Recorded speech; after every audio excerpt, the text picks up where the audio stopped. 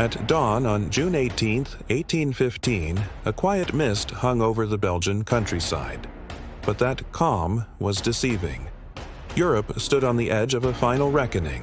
Napoleon Bonaparte, Emperor of France and Master of War, had escaped exile from the island of Elba. In just 100 days, he reclaimed power and reawakened fear across Europe. The Allied nations rallied once more, and now one battle would decide everything. The place, Waterloo. The time, one day, to change the course of history.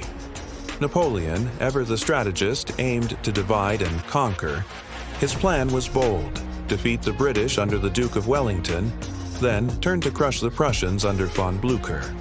But nature interfered. Heavy rain the night before turned the battlefield into a muddy trap. His artillery, his greatest advantage, was delayed.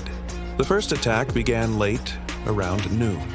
French forces struck the farms of Hougoumont and La Haye-Sainte, where brutal fighting erupted. Close combat, bayonets, musket fire, but the British defenses held strong. In the afternoon, Marshal Ney led a massive cavalry charge, but Wellington's troops were ready, forming square formations that repelled the horsemen with deadly volleys.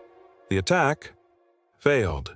Meanwhile, the Prussian army was closing in. Despite French efforts to slow them down, Blücher's men began arriving on the battlefield. The tide was turning. In desperation, Napoleon ordered one final assault. The elite Imperial Guard marched forward, veterans of countless battles, but they were met with fierce resistance. British and Allied troops opened fire. The Guard faltered, then broke. For the first time, they retreated.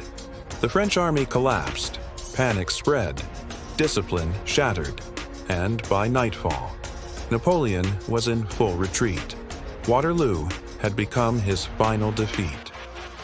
Days later, Napoleon surrendered. This time, he was exiled for good to the remote island of St. Helena, where he died in isolation 6 years later.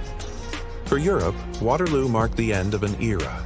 The wars of Napoleon were over.